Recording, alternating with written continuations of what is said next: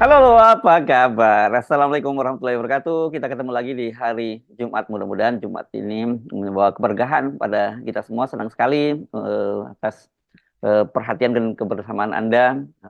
Dan seperti biasa, terima kasih juga atas doa-doanya kepada kita semua. Doa yang terbaik juga buat Anda semua. Semoga selalu dalam keadaan sehat walafiat, tetap semangat dan terus mengawal perbaikan-perbaikan di negeri kita yang tercinta. Kita jangan nggak usah ngomongin perubahan. Nanti kalau ngomongin perubahan dianggap kita berpihak pada salah satu calon. Ini sekarang terlalu sensitif sih orang, Mbak. Kalau ngomongin perubahan nanti dibilang mesti ngomongin Anies Baswedan, dukung Anies Baswedan. Kalau kita menyebut kosakata Amin nanti disebut juga Anies Baswedan. Tadi saya sholat Jumat itu saya sengaja nunggu saya nunggu apakah jamaah juga ketika khotib itu memimpin doa kemudian mengaminkan atau tidak.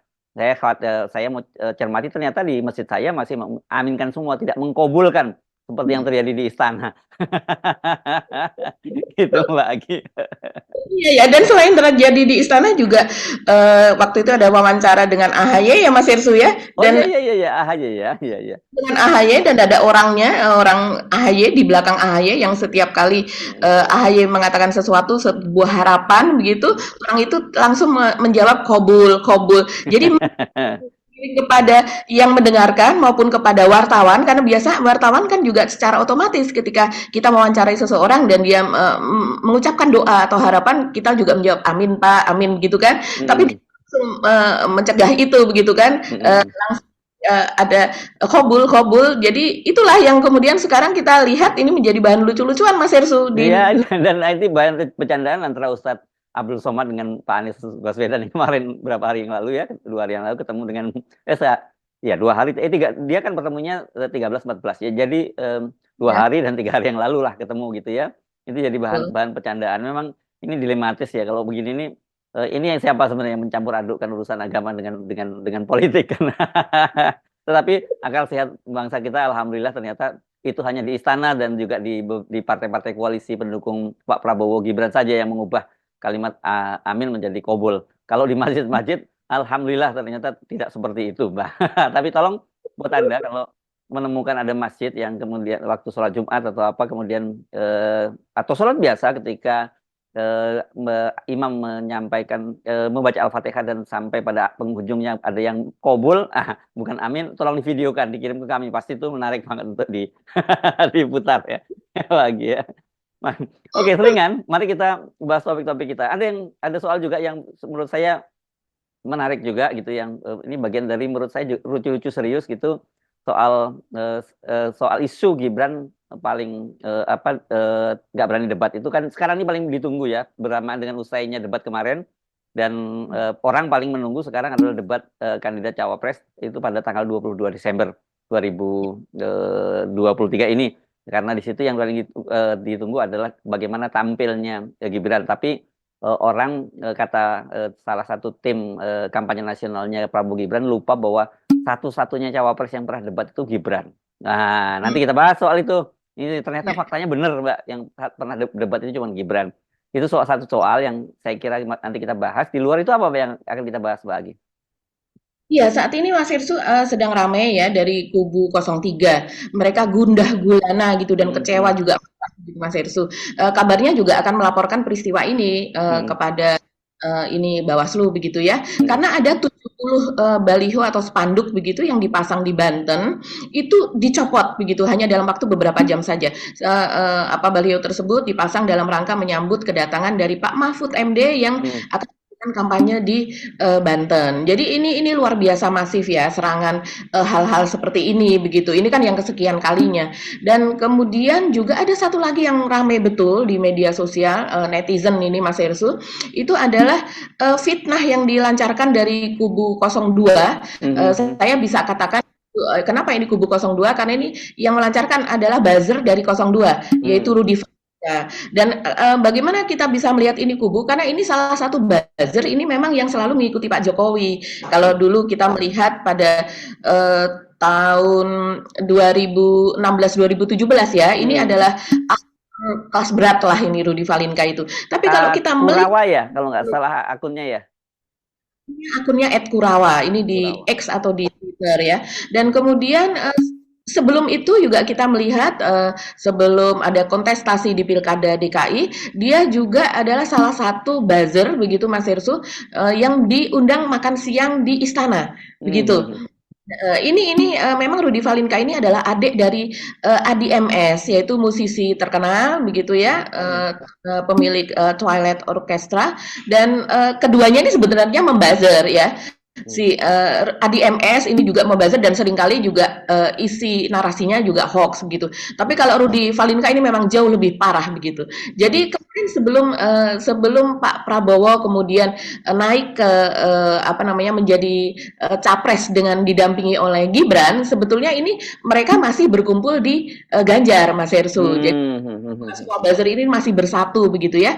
Tapi ketika kemudian memang nyata bahwa Pak Jokowi itu menjadi endorser begitu dari Prabowo dan juga tentunya ada anaknya Gibran di situ, ini si Rudy Valinka ini kemudian ya tetap ikut Pak Jokowi, setia dengan Pak Jokowi. Karena Dia ini pejah gesang dari Pak Jokowi, begitu ya. ya, Nah, gesang Pak Jokowi. tapi saya tergoda ya dengan pilihan nama akunnya Kurawa itu ya. Kalau Mhm. buat orang yang hidup dalam apa ya, dalam alam budaya Jawa gitu dan penonton wayang, seperti saya masa kecil saya sering sering sekali nonton wayang gitu dan biasanya duduknya di belakang apa di dekat dalang begitu karena di situ ada sajennya kan biasanya ya. Ada sajen gitu kan berisi makanan, apa pisang, telur, ingkung dan sebagainya dan kita suka makanin begitu. Karena itu nama Kurawa itu namanya nggak baik Mbak memang perilaku itu Kurawa itu kan pihak ya sebenarnya Astina itu lawan Pandawa atau Kurowo gitu. Kalau orang menyebut disebut Kurowo itu untuk orang Indonesia itu adalah citranya nggak baik. Ini orang yang suka berbuat hal yang buruk gitu ya, kebatilan lah gitu. Ya Kurowo gitu. Betul. Jadi Kurowo itu identik dengan hal-hal yang bersifat batil gitu. Jadi pilihannya pas namanya seperti itu. Oke, mari kita kita bahas. Saya si usul kita omongin dulu bahwa ternyata selama ini kita salah Mhm. duga bahwa Gibran itu tidak seperti yang kita bayangkan dia nggak berani debat. Ternyata dia memberani karena dia satu-satunya cawapres yang pernah debat. Saya usul itu dulu gimana Mbak Agi? Oke, saya setuju Mas Hersu. Gimana tuh ceritanya? Iya, jadi ini yang menyampaikan adalah Saras, ya, Saraswati Rahayu ini putranya Pak Hashim ya, jadi keponakan dari Pak Prabowo yang menyatakan bahwa Pak Gibran itu sangat siap untuk debat dan dia menunjukkan data bahwa publik lupa satu-satunya cawapres yang pernah ikut debat publik dalam rangka Mhm. untuk maju sebagai pejabat publik itu hanya Gibran. Caimin dan Mhm. Pak Mahfud MD nggak pernah, belum pernah itu debat untuk sebagai kandidat untuk pilkada maupun pilpres kan begitu. Kalau Pak khusus Pak Mahfud ini kan sebenarnya harusnya pernah pada tahun 2019 karena kita ingat kan dia pernah dinominasikan oleh Pak Jokowi untuk menjadi calon wakil presidennya gitu ya. Sudah pasti ingat sejarahnya bagaimana dia sudah sampai jahit baju dan sebagainya dan ini Pak Mahfud ceritakan kembali juga momen-momen seperti itu. Tapi tiba-tiba dia sudah bersama dari pendukungnya dekat dengan tempat pengumuman pencawapresan dia tiba-tiba dibatalkan dan diganti namanya oleh Pak Mahfud MD. Jadi oleh Pak Imam Min Ma'ruf. Jadi batal Pak Pak Mahfud MD untuk debat. Jadi secara formal Pak Mahfud belum pernah debat gitu ya untuk sebagai kandidat. Tetapi begitu juga halnya dengan Muhaimin. Tapi saya kira dua-duanya untuk debat itu sudah terlatih gitu ya. Pak Mahfud itu debat-debat di DPR kita sering saksikan bagaimana dia debat dengan Komisi 3 itu kan sering tensinya sangat panas gitu ya. Caimin seperti biasa walaupun dia kalau dia selalu bisa mencairkan situasi dengan gayanya yang selengean begitu ya. Dan dia jangan lupa ini dia adalah pernah jadi ketua umum PBPMI segala macam ya, pengurus besar Pergerakan Mahasiswa Islam Indonesia ini salah satu ormas under bawah NU. Ya dia pasti dia untuk tampil seperti itu ya tampil debat itu udah biasa bagi aktivis yang debat-debat. Nah, oke, tapi oke kita terima sebagai data betul gitu Pak Muhaimin dan Pak Mahfud MD itu tidak pernah tampil debat dan hanya Gibran satu-satunya. Tapi kemudian saya penasaran, iya juga ya benar juga ya diomongkan TKN kita saya jangan-jangan underestimate terhadap Gibran. Dia satu-satunya calon wakil presiden yang pernah mengikuti debat dalam kontestasi Pilkada Solo. Tapi setelah kita buka-buka kembali lawannya siapa gitu loh. Saya nggak ada videonya ya. Kalau kita ketemu videonya menarik juga untuk kita putarkan kembali bagaimana ketika Gibran debat di Pilkada Solo. Mungkin teman-teman di Off the Record punya linknya, nah atau nanti kita juga coba cari bagaimana sih penampilan Gibran ketika debat, karena pada waktu itu kan dia menang sangat telak ya di Pilkada Solo itu 85% kalau tidak salah. Tetapi kita tahu belakangan bahwa lawannya itu memang lawan boneka, karena itu lawan independen ya, yang tidak ada satu partai pun yang mendukung eh, melawan Gibran untuk menjadi wali kota. Dan latar belakangnya ini lagi-lagi kita menyampaikan fakta, bukan bukan ingin menghina profesi, bukan begitu ya. Bahwa lawannya itu adalah tukang jahit, siapa namanya, Pak Bejo atau siapa namanya begitu. Dan kemudian wakilnya itu adalah pegawai swasta yang jadi ketua RW. Ini seperti profesi saya yang cukup lama ini di daerah saya. Saya pernah jadi ketua RW 2 periode dan sebenarnya diminta untuk menjadi ketua RW seumur hidup, dan saya tolak, orang Pak Jokowi aja nggak 3 periode, masa saya mau sampai seumur hidup kan gitu. Jadi ya wajar kalau pernah debatnya lawannya dengan tukang jahit gitu, dan kita tidak tahu seperti apa. Saya jadi penasaran. Saya pengen bener lihat bagaimana tampilan Gibran pada waktu debat di Solo. Tapi sebagai sebuah fakta, sebagai fact check, apa yang dikatakan oleh Saras benar. Jadi kita centang green begitu ya, bahwa benar satu-satunya cawapres yang pernah debat publik untuk atau dalam kontestasi itu ya baru Gibran. Tapi seperti apa kualitas Gibrannya, mari kualitas debatnya mari kita saksikan nanti pada tanggal 22 Desember. Iya ya Mas Ersu. Jadi memang Budiman Sujatmiko ini jubir, kan Saraswati adalah jubir juga, Budiman juga menjadi jubir begitu ya. Pemilih muda ya Itu untuk Sarasnya di anunya ya, betul. Iya. bidangnya ya. Ya. Jadi memang mereka banyak sekali jubir, tergantung kepada tugas penugasan masing-masing begitu kan. Budiman juga mengatakan bahwa nanti akan ada kejutan pada debat cawapres, karena di situ Gibran ini akan banyak bicara katanya gitu. Ya orang namanya debat ya harus banyak bicara. Waktunya saja 2 menit gitu kan. Kalau untuk penyampaian visi misi bagaimana mungkin dia tidak banyak bicara, terus kemudian juga harus menanggapi. Tapi mungkin yang dia maksud adalah jika selama ini ditanya saja pelit, hanya beberapa kosakata saja yang keluar, maka nanti menurut Budiman begitu dia akan banyak menanggapi, dia akan banyak berbicara, dan akan ada kejutan-kejutan begitu. Dan Gibran sendiri juga mengatakan bahwa dia sudah melakukan simulasi dengan pelatih debat dan sebagainya. Dia mengakui seperti itu Mas Hersu. Nah ini yang dipertanyakan adalah soal bagaimana Pak Mahfud akan dapat menghadapi hal ini. Kalau Caimin mungkin masih lebih leluasa ya, karena dari PKB yang menjadi menteri kan bukan Caimin sendiri, tapi kakak dari Caimin, Halim Iskandar itu. Tapi Caimin sebagai partai koalisi dengan Pak Jokowi begitu kan, banyak juga yang mempertanyakan apakah Caimin nanti akan berani untuk straight to the point begitu ya. Dan yang utama adalah Pak Mahfud begitu. Ini menjadi pertanyaan. Tapi kalau saya lihat pada acara ulang tahun Najwa Shihab ya, kalau tidak salah beberapa waktu lalu itu yang diundang semuanya kan, semua pasangan diundang, mereka ada di panggung, kemudian masing-masing memberikan gift begitu untuk Najwa, dan kemudian Pak Mahfud ini memberikan gift yang membuat wajah Gibran itu tersorot betul oleh kamera, yang tampak kemudian wajahnya berubah, terlihat kecut begitu Mas Hersu. Jadi karena Pak Mahfud memberikan sebuah seperti bentuk tangga gitu, tangga di mana di masing-masing anak tangga itu ada orang yang tengah berjalan melangkah ke atas. Dan kemudian Pak Mahfud memberitahu bahwa apa makna dari pemberian saya ini adalah bahwa orang untuk menaiki sesuatu menuju kesuksesan itu harus step by step. Jadi dia harus melalui proses, tidak langsung dia tiba-tiba berada di atas. Nah, itu yang saya kira cukup menohok ya, karena itu kan seperti menggambarkan Gibran, kesuksesan Gibran saat ini menjadi cawapres itu adalah kesuksesan yang instan, tidak melalui tangga satu persatu, misalnya dari wali kota kemudian menjadi gubernur begitu, terus kemudian baru menjadi cawapres begitu kan, dan prosesnya pun juga melalui MK, di mana ada ketua MK-nya kemudian dicopot karena melakukan pelanggaran berat. Nah, itu Mas Hersu yang saya rasa menjadi salah satu clue bahwa Pak Mahfud berani pada dan Pak Mahfud juga termasuk yang waktu putusan MK itu juga mengkritik keras itu, walaupun kemudian beliau menyatakan bahwa ya keputusan MK itu final and binding kan begitu ya, waktu Pak Mahfud menyatakan seperti itu ya. Tapi selingan sedikit ya, ini orang kemudian mengingatkan saya juga, ada seorang teman juga mengirimi saya video bagaimana video dulu Sarah Palin ketika maju menjadi calon wakil Iya, presiden mendampingi John John McCain ya dari McCain. Partai Republik berhadapan dengan Obama dan Joe Biden. Waktu itu kan Mhm. juga yang paling sering banyak diolok-olok itu adalah Sarah Palin. Ini kan memang rada on Mbak, ya, memang Sarah Palin itu komentar-komentarnya itu ya. Dia ini kan gubernur Alaska gitu dan dia menyebut bahwa Rusia sebagai negara tetangga gitu. Terus kemudian dia juga ditanya soal the Fed, dia nggak tahu soal itu dan pokoknya dia diolok-olok sama juga, diolok-olok oleh banyak media gitu.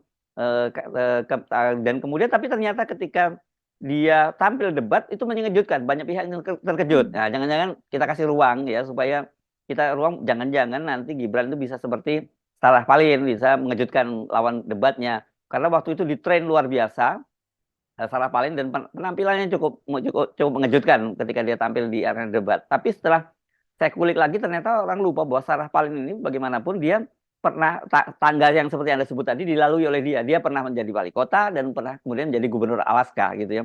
Alaska ini kan walaupun negara bagian dari Amerika itu kan dia non jauh di sana di ujung, tempatnya jauh banget gitu ya. Ini orang udik lah orang disebutnya gitu, nyebutnya. Ini agak mirip-mirip dengan Hawaii gitu ya, negara bagian Hawaii yang juga terpisah di seberang lautan dan kalau Alaska itu juga sebenarnya jauh banget lokasinya, begitu terpencil wilayahnya, itu masuk wilayah Amerika. Mudah-mudahan saja kita berharap Gibran bisa seperti Sarah Palin lah gitu biar lebih enak nontonnya, karena kan kalau kita nonton pertandingan sepak bola gitu biasanya tapi terjadi di antar kampung, itu ada satu klub yang terlalu kalah terlalu banyak kebobolan, nggak seru juga pertandingan itu Mbak Agi. Iya, iya, betul sekali Mas Hersu. Tapi kita jangan lupa juga Sarah Palin ini kan memang populer ya, sosok yang sangat populer. Dia juga selain sebagai politikus, dia tuh juga dianggap sebagai selebriti begitu. Karena Mhm. memang dia cantik, penampilan selalu modis gitu, Mhm. menjadi panutan banyak apa namanya, banyak ibu-ibu gitu di Amerika juga, banyak juga yang menokohkan dia begitu kan, dan juga sering sering tampil di berbagai acara talk show begitu. Jadi ya kita walaupun dia di training untuk apa cawapresnya Amerika ketika itu, kita tahu sebelum itu pun dia sudah banyak berbicara begitu. Tokoh yang bukan diam dan kemudian hanya menggunakan beberapa kosakata saja ketika ditanya oleh media. Ini termasuk, kalau saya lihat cara Palin ini termasuk yang cerewet karena saya melihat Ya, beberapa talk show dia tampil di televisi Amerika begitu Mas Hersu. Ya, kita lihat saja Gibran yes. dari hasil tim debatnya itu dipoles dalam beberapa bulan ini, dari sejak Oktober saya rasa ya, Mhm. itu hasilnya. Oke, jadi sekali lagi sisakan ruang. Kalau kita selalu ngomong sebagai wartawan, sisakan ruang skeptisism, gitu ya. Sekarang Mhm. sisakan ruang untuk memberikan kepercayaan Gibran seperti diharapkan oleh TKN, bahwa Gibran itu satu-satunya calon wakil presiden yang pernah debat dibandingkan dengan Pak Mahfud dan Caimin gitu. Dan saya kira dia satu-satunya juga anak cawapres yang anaknya presiden. Dibandingkan dengan Muhaimin dan Pak Mahfud. Oke, kita ke topik kedua. Kita langsung ke Prabowo juga karena Prabowo itu bagian debat, atau kita ke Ganjar dulu soal soal yang mau kita bahas, baliho-baliho Ganjar Mahfud yang dicopotin di Jalanten. Ini mirip dengan kasusnya di Bali ya Mbak, ini kalau nggak salah ya. Iya, kasus di Bali kemudian di Pematang Siantar ya Mas Yes, Hersu. oh iya iya ya. Kalau waktu itu Ganjar yang mau datang ke sana ya, waktu Pematang Siantar ya, ya. Ya. Mhm. Sekarang Dan ini Pak Mahfud ya. Ya. betul, dan juga ada di tempat-tempat lain begitu, walaupun tidak sebanyak itu, tidak secara masif begitu Mas Hersu. Kalau yang ada di Banten ini karena cukup besar begitu ya, ada 70 dan 70 itu memang pada saat dipasang pun difoto-foto begitu oleh Hmm, tim. hmm, hmm, Karena memang ini adalah tim dari cawapres kan. hmm. Nah, mereka memasang itu dalam rangka menyambut Pak Mahfud pada hari Rabu kemarin dia datang ke Banten. Jadi ini dipasang pada siang hari, hari Selasa ya. Hari Selasa itu eh, malamnya di mana ada debat capres begitu kan. Jadi sudah siap-siap sehari sebelumnya dari sejak siang hari itu dipasang. Tapi pada pukul sekitar 2 sampai 3 antara 2 sampai 3 malam atau dini hari gitu, Rabu dini hari itu sudah tidak ada begitu Mhm, Mas Hersu. mhm, mhm. Jadi Hilangnya di malam hari karena, ketika malam, dari, apa, sampai tengah malam itu masih ada, tapi dini hari sudah tidak ada. Nah, siapa yang mencopot ini? Kalau dari tim, TPN begitu ya, dari tim mereka mengatakan bahwa siapa yang bisa melakukan pencopotan 70 baliho begitu Hmm. ya, Hmm. itu cukup besar gitu dalam jangka waktu singkat begitu dan tentunya tuh, kalau kalau seandainya dicopot kan mereka harus, diangkut apa dan sebagainya begitu Mas Hersu. Nah ini siapa yang bergerak? Dia menanyakan itu. Nah, hal-hal semacam ini tentunya tidak boleh dilakukan karena ini sebagai bentuk intimidasi. Karena, Pak Pak Mahfud pun ketika datang sana kan kemudian dilapori walaupun Pak Mahfud mengatakan ya, dia, normal, apa namanya, normatif lah Pak Mahfud itu mengatakan dia tidak emosi, dia mengatakan saya tim saya begitu, tapi saya hal ini tidak mengganggu saya, tidak menjadi masalah begitu. Maksudnya ketika dia kemudian berpidato apa dan sebagainya, dia tidak terganggu oleh hal tersebut. Tapi tentunya ini tetap sebagai bentuk intimidasi kepada tim dari 03. Ya, Semuanya menanggapi Mas Ersus gitu dan mereka berencana untuk melaporkan hal tersebut gitu. ya ada. Ini saya jadi ingat ke beberapa waktu yang lalu juga agak rame di Banten ini, yakni seorang salah satu tokoh ulama besar di itu tuh Abuya Muhtadi ya. Abuya Betul. Muhtadi ini kan sudah menyampaikan dukungannya terhadap Ganjar Pranowo Pak Mahfud karena dia adalah temannya dari Pak Mahfud gitu, menyatakan kan tidak lama kemudian didatangi oleh Gibran ya kan, datang ke sana. Dan sebelum Gibran datang itu kemudian media juga menyebutkan bahwa Kapolda dan Wakapolda juga menemuinya gitu ya. Ini yang saya Betul. kira kemarin juga sempat rame soal itu ya Mbak Agi ya. Iya ya, betul sekali Mas Hersu.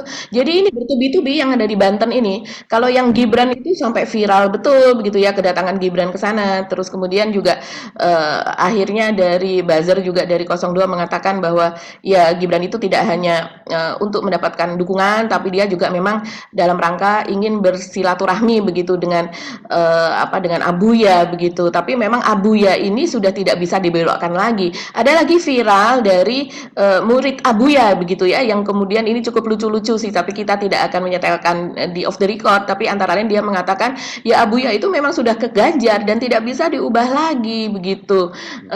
Jadi apapun yang misalnya itu berupa uang begitu Pak ataupun itu berupa misalnya permintaan misalnya dari aparat dan sebagainya ya Abuya itu sudah seperti itu karena memang dia teman dekat dari uh, kenal lah begitu ya teman dekat merasa dekat dengan Pak Mahfud begitu. Mm, mm, Nah, mm. Ya, jadi ini saya kira ini bukan hanya soal mungkin ini persoalan etika saja ya, karena hal yang sama pernah terjadi juga di Papua. Kita ingat ada Taha Al-Hamid ya, tokoh MRP ya, Majelis mhm, Rakyat Papua itu kan dia menjadi salah satu juru bicara Timnas Amin gitu ya. Dan pada waktu itu juga didatangi oleh Kaisang gitu dan kemudian dia diminta untuk oke silahkan jadi timnya Amin tapi partainya tetap PSI gitu. Itu ya. Itu juga, jadi menarik gaya komunikasinya timnya apa anak-anaknya Pak Jokowi ini, dia nggak peduli orang sudah menyampaikan dukungan pada siapapun juga tetap didatangi. Dan tentu saja didatangi oleh seorang anak presiden itu kan orang menimbulkan tafsir macam-macam ya, kalau nggak terintimidasi atau dia dibujuk kan begitu jadinya orang menyimpulkan. iya ada satu lagi Mas Hersu, mungkin Mas Hersu juga sudah melihat itu video yang sangat-sangat viral, yaitu kesaksian dari seorang ulama begitu ya, mungkin dia kiai di tempatnya begitu yang dia didatangi oleh seseorang begitu dan dia menunjukkan tumpukan uang ini jumlahnya 1 miliar. Dia Ya di mengatakan Jawa Timur itu ya ternyata ya itu. itu nama di Jawa Timur, kiai di Jawa Timur. Ya. Mumpung orangnya itu lagi sholat di sana, jadi saya memvideokan ini. Jadi dia memvideokan itu secara diam-diam. Dia mengatakan bahwa saya ditawari 1 miliar ini supaya saya mengalihkan dukungan dari Anies Muhaimin, Amin. Tapi saya menolak ini, begitu. Jadi tumpukan merah gitu ya, uang ratusan ribu, begitu. Ini jumlahnya 1 miliar, dan saya akan menolak ini karena saya tetap kepada Amin. Kita jadi ingat ada seorang apa ya kita bisa namakan Gus atau kita namakan Kiai juga yang orang berdebat begitu tentang sosoknya. Dia bukan anak Kiai kok dia dipanggil Gus, kita tidak usah sebutkan namanya. Hmm. Tapi dia memang kemudian ramai di media sosial tentang indikasi orang tersebutlah yang memberi karena dia memang diberi pemenang operasional mendekati para ulama ini Hmm. supaya memilih kepada salah satu paslon begitu Mas Hmm. Ersu dan kemudian juga dia mendatangi ulama-ulama yang sebelumnya sudah menyatakan diri mendukung Amin begitu itu mereka dibujuk supaya mengalihkan dukungan. Ini ramai betul. Ini di tingkat Ya, bawah Mas. Isu ya. ini ini sangat-sangat sering diperbincangkan gitu. Ya, ya, ini soal catatan Gus, saya tahu itu yang Anda maksud. Tapi oke, ini saya kira ke soal Gus, panggilan Gus dan sebagainya ini wartawan juga punya andil dalam soal ini. Karena saya jujur aja selama ini banyak terkejut-kejut.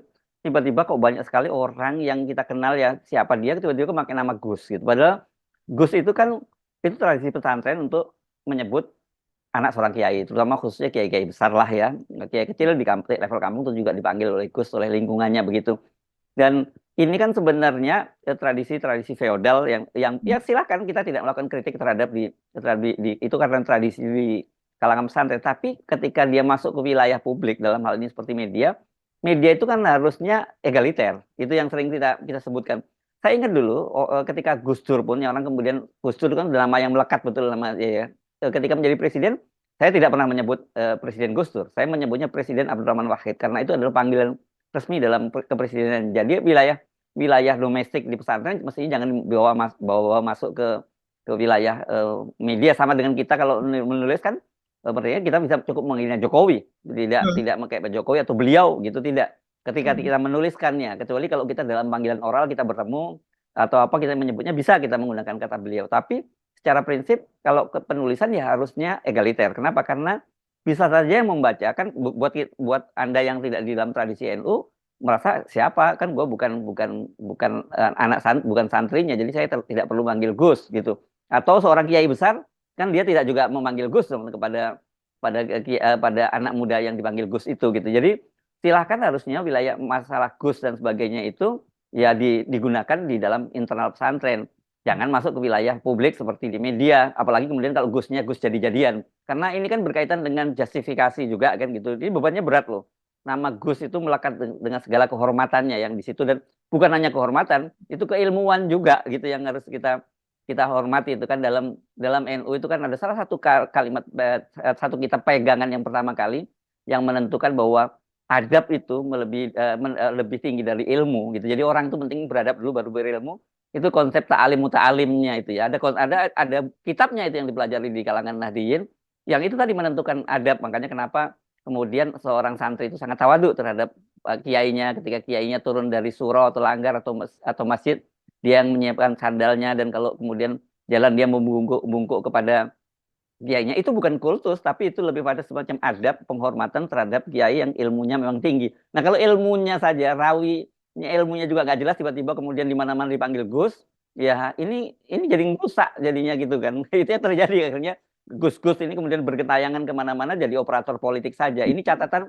saya kira bukan hanya kritik kepada yang bersangkutan tapi juga kritik kepada media. Apalagi orangnya nggak jelas nasabnya gitu dipanggil Gus. Itu kan jadi jadi jadi aneh ternyata namanya Agus bukan bukan Gus gitu Mbak Agi.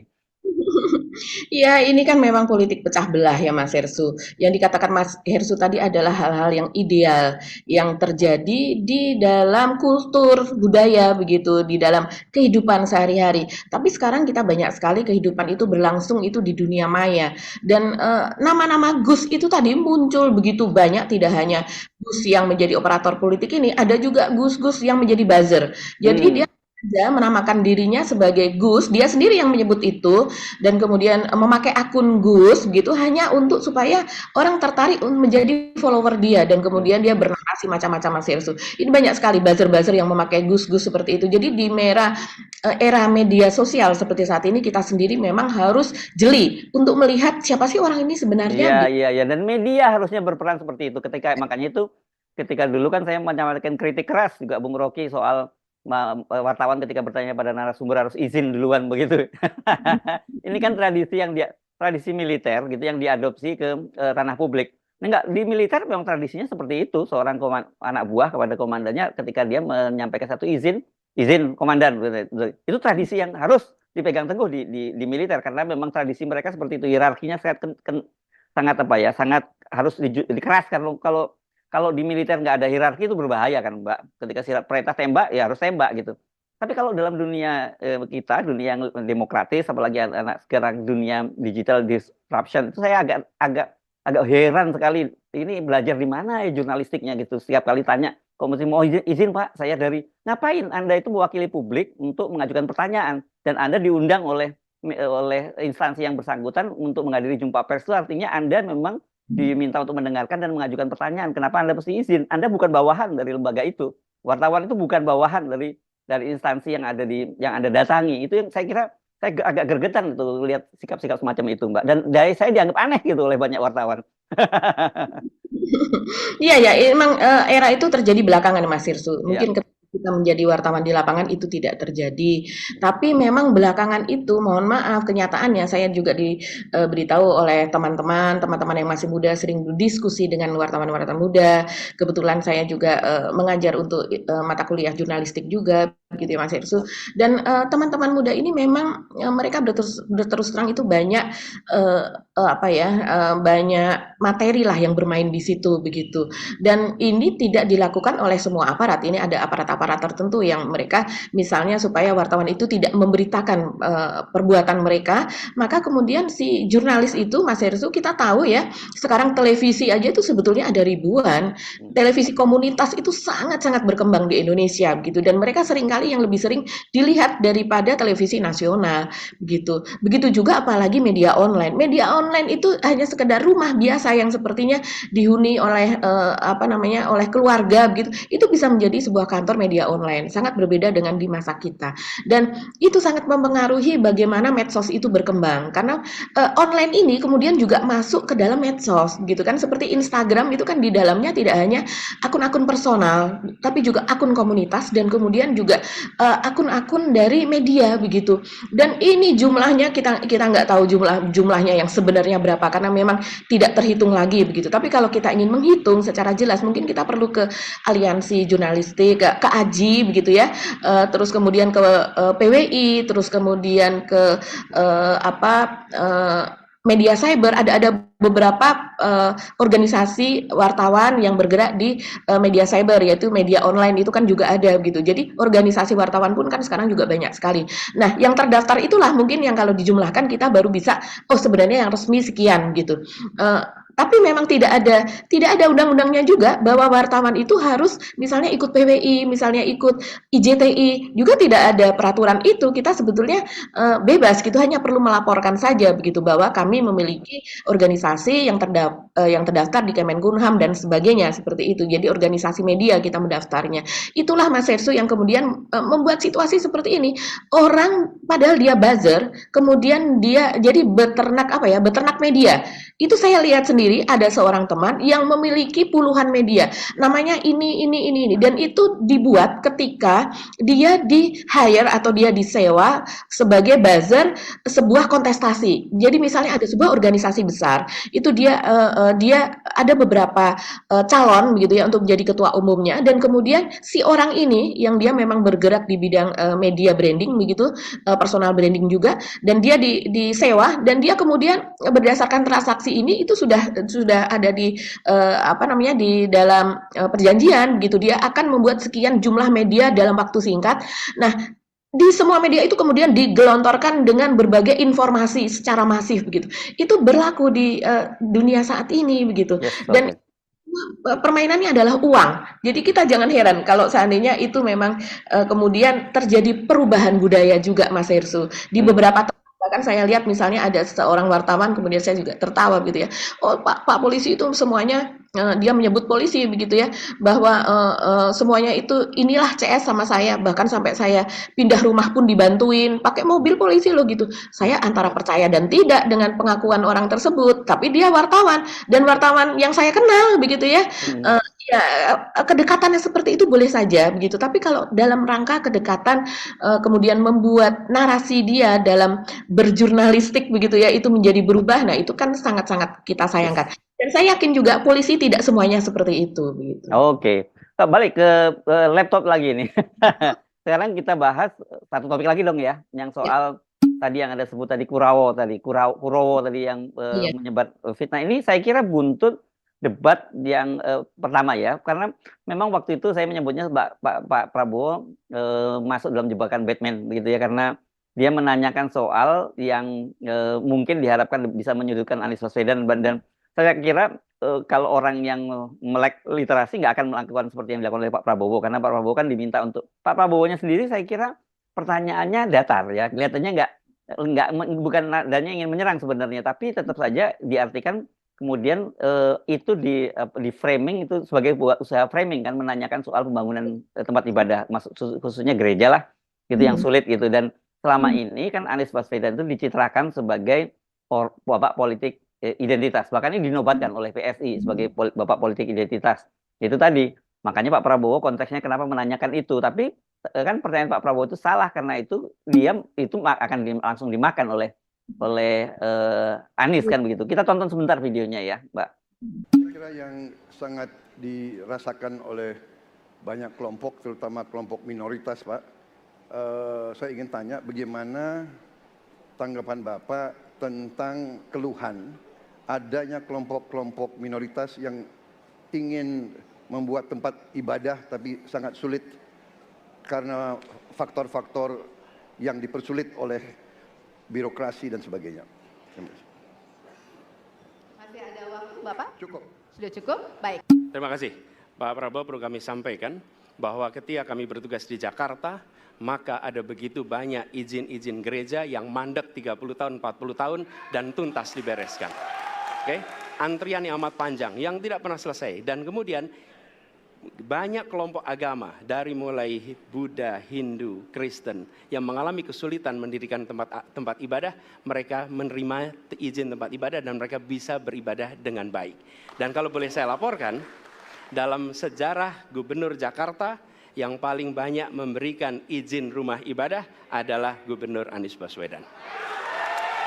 Termasuk ketika umat Islam mau mendirikan masjid dan tidak bisa mendapat izinnya, saya bicara. Ketika umat Kristen mau mendirikan gereja tidak bisa mendapatkan izin dari masyarakat, saya bicara. Dan semuanya akhirnya mendapatkan izin untuk bisa beribadah. Terima kasih. Nah, dari situ ya bagaimana pernyataan Pak Prabowo dan jawaban Anies itu ya memang Pak Prabowo ya salah mengajukan pertanyaan itu. Tapi rupanya ini yang coba ditutup oleh para buzzer-buzzer itu gitu ya Mbak ya, dengan menyebar hoax itu gitu ya. Iya, iya betul sekali. Jadi ketika itu kan pada acara tersebut Anies langsung menjawab ya Mas Ya, Hersu, ya, ya. apa, Kita tonton tadi itu ya. Tadi kita tonton sudah ya. bahwa sebetulnya pemberian izin pembangunan rumah ibadah untuk kaum minoritas begitu itu justru paling banyak diberikan pada saat saya Anies Baswedan jadi gubernur kan begitu. Tapi kemudian Mas Hersu ini memang seusai debat tersebut begitu yang menjadi blunder kan ini memang menjadi bahan olok-olokan begitu di media sosial kan bahwa ya gimana nih tim debatnya begitu kok memberikan informasi yang keliru padahal waktu untuk bertanya itu kan hanya sangat minimal untuk 1 bertanya. menit ya. Maksudnya bertanya Pak Prabowo itu waktunya itu hanya diberikan kesempatannya sekali itu begitu kan kepada Anies. Kenapa malah menanyakan sesuatu yang menjadi kesuksesan dari Anies gitu.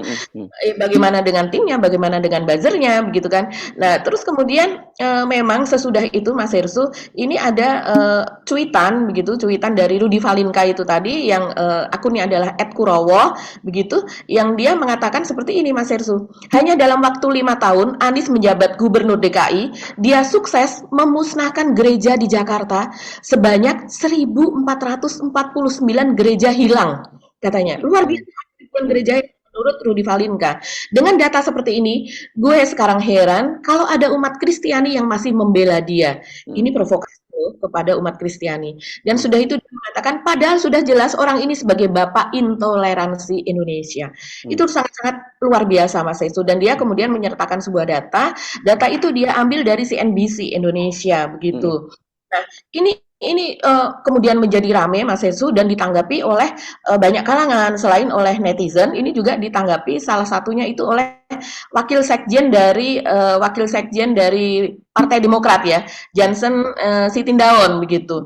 Nah, Jansen ini sangat-sangat dia sebagai orang Kristen begitu Mas Hersu. Jadi dia menanggapinya ini berdasarkan pengalaman dari apa yang dia lakukan atau yang dia ketahui selama ini sebagai orang Kristen. Dia ada 3 poin. Yang satu adalah kita boleh beda pilihan dan posisi politik, tapi sebagai jemaat Kristen yang tinggal di Jakarta, saya harus katakan tidak ada itu gereja musnah, apalagi sampai ratusan ribuan selama Mas Anies jadi gubernur DKI. Padahal sehari-hari dia juga mengkritik dari memberikan kritikan kepada 01 begitu kan sebagai Hmm. ya Ya sebagai karena lawan dia sekarang kan dukung paslon 2, bekat mantan, ini kan mantan ya. mantannya Pak Anies Iya, ini. iya. Hmm. Sekarang dia mendukung dan Johnson ini adalah salah satu kader Demokrat kan dia wakil sekjen yang sangat aktif di media sosial. Yang kedua dia mengatakan suasana beribadah di Jakarta juga baik-baik saja dan tidak ada masalah. Mau ibadah online karena keterusan ke bawah suasana Covid kemarin maupun offline yang datang langsung ke gereja semua berjalan baik-baik saja. Dan nomor 3 dia mengatakan mari terus pertahankan kerukunan umat beragama ini mau apapun keadaan, suasana dan situasi politiknya. Cukuplah soal-soal agama ini kita tarik-tarik lagi ke politik. Udah enak ini suasana pilpresnya. Jangan lagi kita keruhkan. Mari terus kita jaga kerukunan, sukses untuk semua. Itu kata Johnson Sitindaun. Nah, ini artinya dari pihak 02 sendiri saja itu memberikan tanggapan yang seperti itu, Mas Sersu. Jadi ini memang yang dilakukan oleh Kurawa ini memang betul-betul hoax dan fitnah yang luar biasa kalau saya lihat ya. Dan dia menyajikan data-data mentah yang mungkin dia comot begitu saja tanpa dia olah dan tanpa dia perbandingkan data-data lainnya. Nah, ini ada lagi dari Ferry Koto. Ferry Koto ini adalah salah seorang netizen yang juga cukup aktif di media sosial. Dia mengatakan kalau Kurawa, jadi dia mau mention Kurawa ini, kalau Kurawa ini mau dipidana, terpenuhi semua unsurnya. Pers dan BPS Statistik, dia mention dari pihak BPS, hanya keliru memuat data 2018, tidak membuat kesimpulan bahwa Anies Baswedan selama menjabat memusnahkan gereja seperti tuduhan Rudi ini. Lebih parah, dia menyebarkan hasutan berbau sara. Hati-hati jempol. Terus kemudian juga netizen-netizen yang lain itu mention Pak Listio Sigit ini betul-betul rame Mas Hirsu. Dan kemudian juga dia menyajikan data dari Ferry Koto ini. Yang data yang lebih mungkin data yang lebih komprehensif itu disajikan oleh oleh Bos Purwa. Ini akun Bos Purwa ini juga sangat-sangat aktif ya Mas Hirsu. Dan kemudian dia meminta supaya netizen mengecek langsung. Silakan cek langsung datanya di situs Kemenak satudata.kemenak.co.id dan kemudian di situ ada screenshotnya dari tahun ke tahun begitu kan sampai tahun 2022 yang saya dapat yang saya dapat simpulkan ini Mas Hersu bahwa justru terjadi penambahan yang luar biasa begitu ya. Jadi kalau kita bisa lihat dari tahun 2019 itu untuk gereja ada 780. Pada tahun 2020 masih ada 780 gereja. Kemudian pada tahun 2021 ada 843. Sudah mulai ada peningkatan. Ini untuk pembangunan atau IMB ini Mas Hersu ya. Dan kemudian di tahun 2022 di mana Anies lengser itu datanya terakhir 1299. Artinya peningkatannya itu sangat luar biasa Mas Hersu. Kalau berdasarkan data ini ada ratusan peningkatan ya, mungkin sekitar 500 lebih. Walaupun ada lagi data yang lain juga yang mengatakan peningkatan jumlah gereja ada 200 sekian begitu. Tapi artinya bahwa meningkat, bukannya hilang. Kalau seandainya tadi dikatakan oleh Kurawa ada 1449 gereja yang hilang, padahal jumlah gereja saja terakhir tahun 2022 adalah 1299. Jadi ada minus, sudah tidak ada gereja di Jakarta. Tidak ada gereja sama sekali, rata gitu ya, seperti tempat ibadah di Gaza ya, yang dibom oleh Israel gitu, baik gereja maupun masjid di Gaza ya, itu baru dimusnahkan ya. Ya jadi ini memang bahaya narasi macam ini. Tapi setahu saya kan Pak Anies ini kalau soal bangun tempat ibadah juga seperti di banyak testimoni bukan hanya agama Kristen, agama-agama lain juga mendapat kesempatan yang sama, termasuk juga Islam saya kira sama. Jadi betul saya sepakat dengan Johnson, memang di era Pak Anies yang selama ini dicitrakan sebagai bapak politik identitas, hal-hal semacam itu justru malah tidak terjadi begitu ya Mbak. Dan orang Islam juga nggak protes gitu terhadap apa yang dilakukan oleh Anies Baswedan kan. Itu kan menariknya di situ kan. Iya, justru menariknya ya Mas Irsu, kalau yang saya lihat di berbagai dan itu juga sebetulnya kan gereja itu memiliki situs sendiri kan. Kalau dulu mungkin seperti buletin begitu ya. Kalau mereka juga memiliki media sendiri begitu dan di berbagai media itu seringkali sekali dari adminnya atau mungkin dari Pak Pendetanya juga diwawancara di situ, mereka mengucapkan terima kasih dan sebagainya. Karena ada yang sampai ada yang 30 tahun, 40 tahun begitu tidak mendapatkan IMB, Mas Ersu, untuk gereja tersebut begitu ya. IMB itu bisa keluar ya, persetujuan itu kalau seandainya warga sekitar begitu menyetujui pembangunan rumah ibadah tersebut dan sebagainya, dan rupanya pendekatannya itu pendekatannya tidak selalu pas begitu. Nah, di masa Anies ini dari pihak Anies maupun dari berbagai situs yang saya baca tersebut itu memang pendekatannya secara langsung. Jadi maupun itu Anies maupun orang yang diutus Anies itu melakukan pendekatan terhadap warga sekitar, diajak dialog. Jadi baik itu secara dikumpulkan satu RT ataukah dikumpulkan didatangi begitu ya, yang mereka yang tidak bersedia akhirnya setelah diberikan pemahaman mereka kemudian bersedia.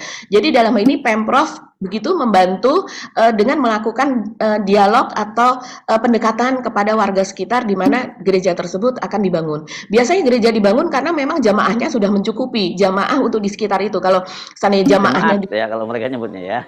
jemaat begitu ya, itu sudah mencukupi maka akan dibangun gereja. Seperti halnya sekolah lah, sekolah kan juga pengajuan ke Kemendikbud gitu juga akan dilakukan kalau seandainya jumlah anak SD-nya sudah banyak, mereka harus sekolah di kecamatan lain, maka kita harus membangun ini di sini. Sama seperti itu sebetulnya. Nah itu tapi selama puluhan tahun tidak mendapat.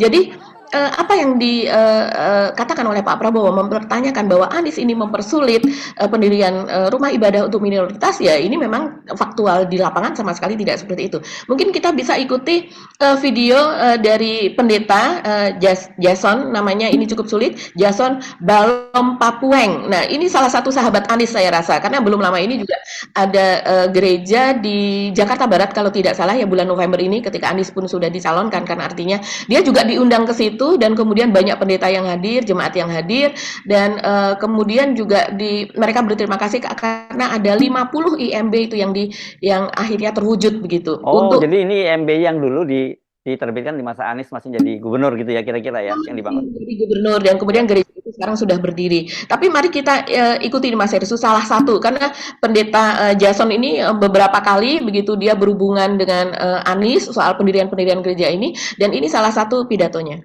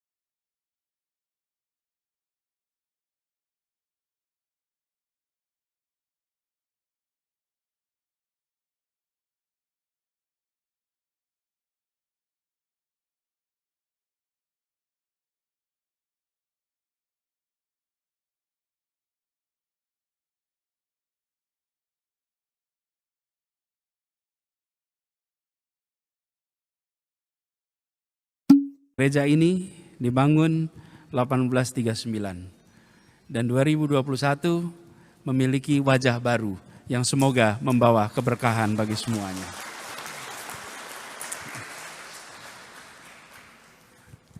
Mendengarkan sambutan satu persatu, 4 sambutan itu, semuanya menyampaikan ungkapan hati yang ditangkap dengan hati juga. Bukan sekedar didengar dengan telinga dan pikiran, tapi ditangkap hati. Saya rasa kita semua merasakan itu. Mirip dengan Ode to Joy yang tadi dinyanyikan. Ludwig Beethoven tidak pernah mendengar lagu yang digubahnya, karena dia tuli pada saat lagu itu digubah. Tetapi semua yang mendengarkan 1824 itu kira-kira kalau dihitung dari sekarang itu 197 tahun yang lalu ketika pertama kali dinyanyikan, pertama kali ditampilkan. Lalu semua orang berdiri merespon Ode to Joy. Apa yang terjadi? Dia tidak menggubah dengan telinga, dia tidak menulis dengan telinga, dia menulis dengan hati dan dikirimkan dan ditangkap dengan hati. Tadi saya sempat tanya pada Pendeta Michiko, ungkapan sukacita ya tadi atas lagu ini. Hari ini hari sukacita bagi semuanya. Kami di Pemprov DKI Jakarta merasa memiliki tanggung jawab konstitusional untuk melaksanakan ini.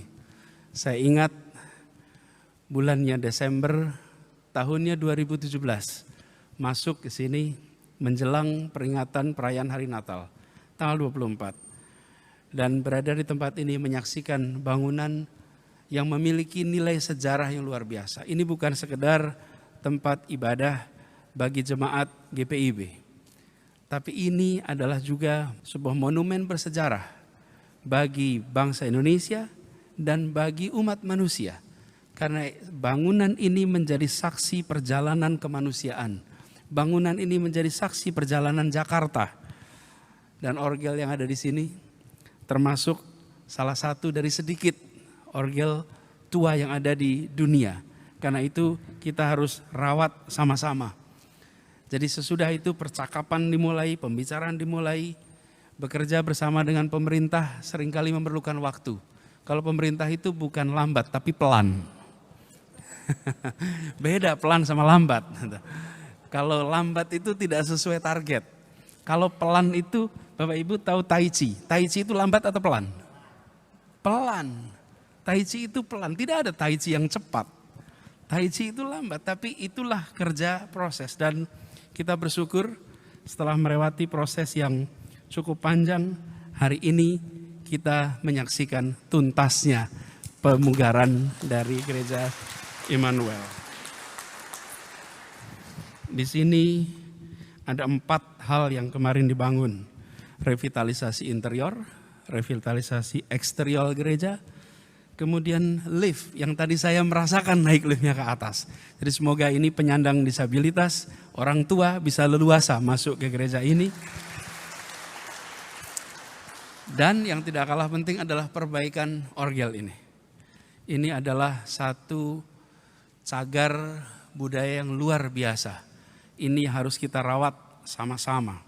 Karena itu kami di Pemprov DKI Jakarta merasa terpanggil untuk menjalankan tugas konstitusional yang diembankan kepada kita. Ya, dari sini testimoninya lebih jelas lah daripada Kurawa tadi ya Mbak ya. Kalau yang warga Hindu juga ada kalau seingat saya dulu. Saya pernah nonton ya Mbak, yang warga Hindu Mbak. Iya ya, itu warga Hindu dan itu lebih Hindunya ada 2 Mas Ersu ya. Ya. Yang satu adalah Hindu Tamil. Itu minoritas lagi mereka di Jakarta. Jadi ini namanya Pak Kobalen. Pak Kobalen ini pimpinan warga Hindu Tamil di Jakarta. Dia mengatakan sebenarnya Hindu Tamil itu sudah ratusan tahun masuk ke Indonesia. Begitu juga di Jakarta. Tapi baru 60 tahun belakangan ini mereka berusaha betul untuk mendirikan rumah ibadah sendiri dan itu tidak bisa begitu. Dia bahkan mengatakan begitu Mas Ersu dari sejak Gubernur Cokropranolo sampai dengan Anies ini mereka berusaha untuk memiliki rumah ibadah sendiri tapi tidak bisa sehingga mereka tuh harus ikut ke rumah ibadah yang lain gitu. Ini dia sampai menangis terseduh-seduh ketika mengucapkan itu begitu. Dan akhirnya baru pada masa Andis inilah ada peletakan batu pertama dan kemudian diikuti dengan pembangunan rumah ibadah sendiri untuk kaum Hindu Tamil. Kita bisa melihat nih pidato dari Pak Kobalen. 60 tahun ini terjadi, 33 tahun ini diperjuangkan oleh tokoh-tokoh masyarakat dan senior kami. Juga belum terwadahi. Kami speechless, Pak Gubernur, tidak punya kata-kata ketika hari ini di tempat ini bisa terjadi satu ritual suci peletakan batu pertama, pembangunan tempat ibadah untuk masyarakat Tamil yang sudah ratusan tahun di Nusantara ini, hampir 60 tahun di DKI tidak berhasil, Pak Gubernur. Ini sesuatu yang di luar dugaan kami. Saya tidak tahu apakah ini memang harus melalui Pak Anies dan kawan-kawan di tempat ini terjadi. Pak Anies, Pak Hasim, kawan-kawan tahu Kobalen bukan siapa-siapa, Pak. Saya hanya seorang mantan pemulung di kota Medan yang lahir dan besar, bahkan pernah makan nasi dari lubang sampah, penyemet sepatu, tukang parkir di Jakarta, terdampar tinggal di terminal-terminal. Hari ini saya berdiri di sini. Saya orang yang bangga bisa tamat SD umur 15 tahun, Bapak. Tamat SMP umur 18 tahun, tamat SMA umur 20 tahun, 22 tahun. Oh, anak manusia yang merasakan rasa coklat. Coklat itu di usia 20 tahun, tahu rasa keju itu di usia 32 tahun adalah saya, Bapak. Ini sesuatu yang tidak bisa kami ungkapkan, bahwa hari ini kita ada di sini. Hari ini Pak Anies, Bapak-bapak, kami merasa Indonesia, Pak. Hari ini kami merasa tidak ada perbedaan. Hari ini kami merasa bagian dari bangsa ini. Hari ini kami yakin dan meresapi bahwa Bhinneka Tunggal Ika dan Pancasila itu masih ada, Bapak, yang selama ini kami ragukan. Kami ragukan. Hari ini terbukti, Bapak-bapak, hari ini itu masih ada.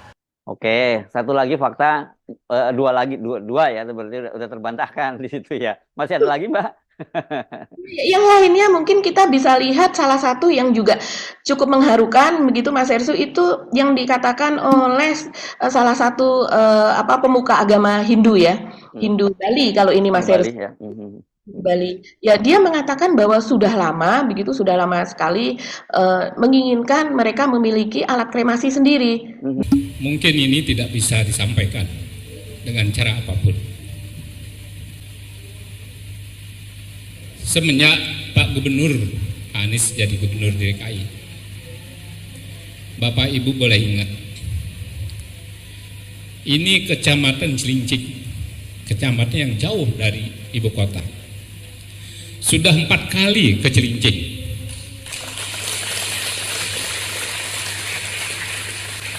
Sekali di Puradalem dan 3 kali di tempat kita ini.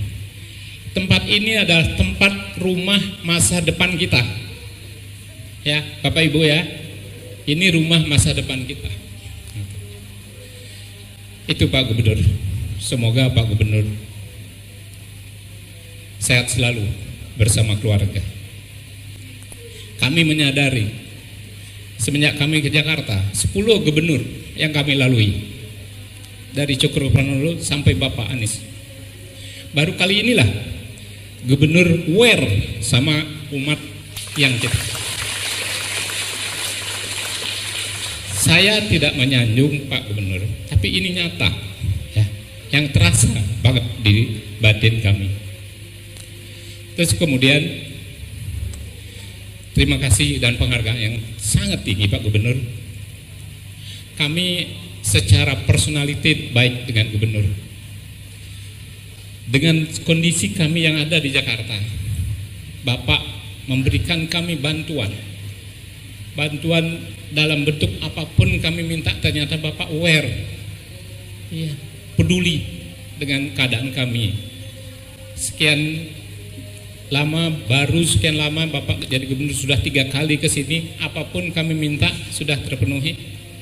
Jalan, jembatan, ya, sampai taman yang ada di belakang Pura Segaro. Terus terang Pak Gubernur, kami ini mau menyampaikan rasa angin bahagia, rasa syukur, rasa terima kasih kepada Gubernur. Tidak bisa lagi menyampaikan hal yang lain. Yang terakhir, kami minta karena kebutuhan kami umat Hindu Jakarta dan sekitarnya, yaitu tempat alat mesin kremasi. Ini luar biasa Pak Gubernur. Baru gubernur ini yang bisa membantu kami. Masa depan adalah mesin kremasi. Saya atas nama umat di Jakarta, Bapak dengan segala sesuatunya, dengan seperangkat pemerintah DKI, kami menuju surga. Ini tempatnya. Ya, jadi amal baik, bukan kami menyanjung. Ini bukti nyata. Ini rumah masa depan buat kita. Bantu umat kami yang mengalami musibah apabila dia tinggal. Inilah gunanya, fungsinya, maknanya rumah masa depan, yaitu geraha hiatnya. Belakangnya adalah tempat ngaben, nanti mesinnya ada di bawah, sehingga sekaligus ini merupakan tempat menyampaikan pesan untuk bisa menyampaikan apapun supaya rohnya bisa sampai, baik dia sampai di sorga maupun di tempat yang lain. Saya berbuat apa-apa, hanya doa yang kami sampaikan kepada Pak Gubernur supaya pemerintahan DKI bisa tetap solid walaupun Pak Gubernur sangat sibuk luar biasa, yaitu single fighter dalam memimpin DKI yang sekian banyak dan variabelnya sangat tinggi, tapi masih bisa meluangkan waktu ke Cilincing hari ini. Mungkin gubernur lain nggak bisa, saya yakin, karena kami sudah pengalaman dengan yang lain-lain. Tapi setiap kali minta ke Pemprov DKI dengan gubernur yang berganti-ganti, itu mereka tidak mendapatkan itu. Nah, kemudian yang menjadi membuat dia terharu adalah karena sebelumnya gubernur-gubernur itu tidak datang ke Pura begitu. Mereka uret, mereka tidak. Tapi Anies ketika itu tahun berapa ya? Tahun 2018, karena dia datang ke acara Melasti. Melasti itu salah satu acara nyepi begitu ya, yang diikuti. Kalau di Jakarta ya karena puranya tidak banyak, jadinya mereka biasanya di pura itu penuh begitu ya Mas Heru, ketika sesudahnya begitu. Dan kemudian di acara Melasti itu Anies berjanji untuk memberikan itu tadi pelajaran Hindu di sekolah, karena selama ini memang ada yang tidak begitu kan. Pelajaran agama Hindu, dan juga memberikan hibah alat krematorium tersebut. Dan ketika itu diberikan 1,5 tahun sesudahnya, itu mereka betul-betul sangat-sangat terharu begitu, karena sebelumnya mereka meminta tanah, apa yang mereka meminta ini, Pemprov DKI menawarkan tanah pekuburan gitu ya, pemakaman, tapi mereka tidak perlu. Untuk apa? Mereka maunya ini.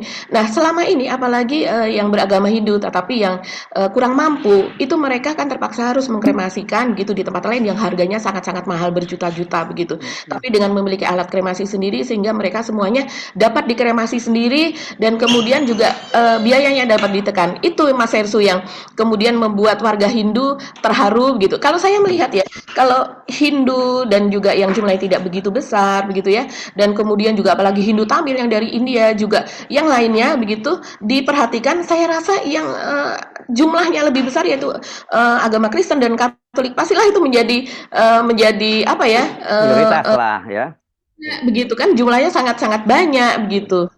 Ya, oke. Saya kira fakta-fakta tadi itu semakin terbantahkan ya, Mbak, dan penting sebenarnya narasi semacam ini berbahaya kalau narasi-narasi semacam itu dikembangkan di media sosial. Berbahayanya bukan hanya sekedar mendowngrade, tapi itu akan merusak hubungan yang harmoni antar umat beragama, itu yang saya kira jauh lebih berbahaya. Dan ini sebenarnya yang sudah lama dilakukan oleh para buzzer-buzzer itu, tapi kan dibiarkan saja karena mereka mendukung penguasa. Nah, sekarang ini karena kemudian kekuasaan itu pecah, Jadi banyak juga yang kemudian buzzer yang sekarang berbalik menghantam Pak Jokowi sendiri. Ini kan seperti memelihara anjing galak gitu ya, begitu udah nggak dikasih makanan lagi ya anjingnya menyerang balik ke tuannya yang selama ini mengurusi dia gitu.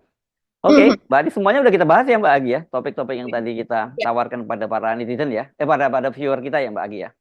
Iya, betul Mas Hersi. Oke, mari kita akhiri perbincangan kita ini dan kita ketemu lagi Senin depan. Saya Hersu Arif. Dan saya Agbeta, terima kasih atas perhatian Anda. Selamat menyambut weekend, begitu ya. Dan tetap salam 0%. Wassalamualaikum warahmatullahi wabarakatuh. Waalaikumsalam warahmatullahi wabarakatuh.